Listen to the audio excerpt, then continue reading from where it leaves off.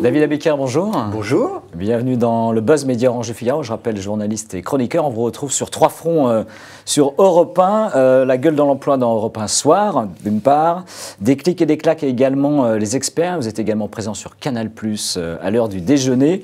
Également, sans oublier les sites Cadre Emploi et lefigaro.fr. Également chroniqueur pour certains magazines de presse en France. Alors le patron, le nouveau directeur de l'information d'Europe 1 qui a été nommé cet été, Fabien Namias, a expliqué que son job c'était de donner le maximum de lustre et de puissance aux tranches d'information, le matin, le midi également, le soir. Est-ce que vous considérez que sa mission est déjà en partie accomplie? Je vais parler pour ma paroisse, les 18-20. J'ai des chiffres, on a progressé, on a gagné 90 000 auditeurs sur la dernière vague, je crois 70 000 par rapport à l'année dernière. Donc globalement, le 18-20 dans lequel je suis présent depuis 3 ans avec Nicolas Poincaré et tout un tas de chroniqueurs qui a été profondément remanié cette année avec à la fois évidemment un journal d'information beaucoup plus musclé, beaucoup plus costaud, des chroniques, des débats, de la vie et cette fameuse chronique sur l'emploi. Là, ça bouge très positivement. Alors je rappelle les chiffres, donc septembre-octobre, vous faisiez référence Médiamétrie, audience cumulée stable, 8,9% pour l'ensemble de la station. La gueule de l'emploi, le premier bilan que vous faites, on va dire 4 mois après cette nouvelle grille? Soit vous regardez les chiffres et vous dites, voilà, je suis dans la tranche verte et on gagne de la même façon que le 18-20 gagne.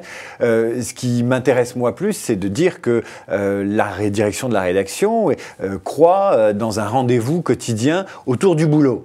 Et vu le contexte, c'est pas un luxe en fait. Parler du travail, celui qu'on a perdu, celui qu'on occupe et celui qu'on ambitionne pour soi ou pour ses enfants, c'est central aujourd'hui. Enfin, je veux dire, est-ce que c'est même une source d'inspiration? Vu l'environnement économique et la crise globale, c'est une source inépuisable. De la même façon que vous avez des rubriques psycho, sexo, conso, la rubrique travail, c'est pas trop. On passe 10 heures de notre vie quotidienne au boulot, et je parle pas du boulot qu'on emmène à la maison avec les nouvelles technologies, des angoisses qu'on emmène, et puis des joies qu'on emmène et qu'on emmène au travail.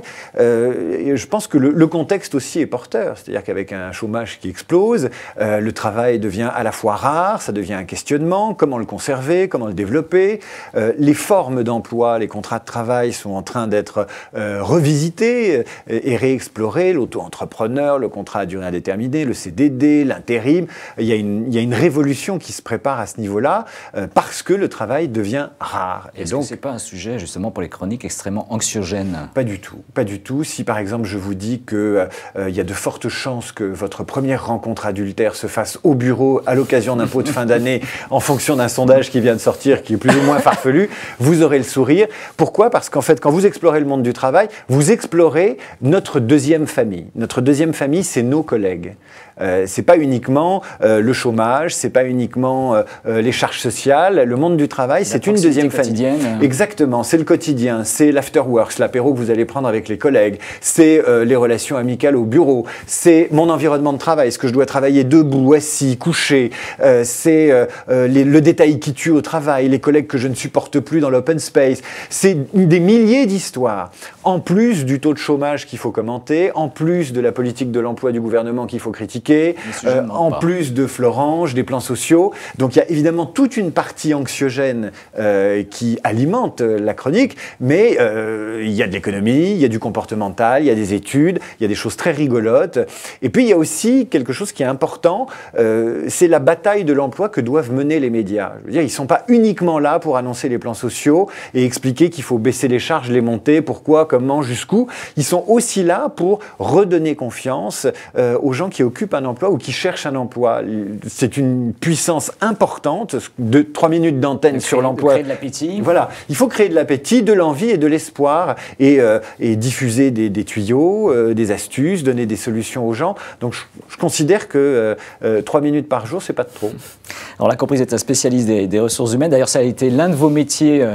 Moi, j'ai commencé dans la formation initiale, puisque j'étais responsable pédagogique à Sciences Po, à Paris.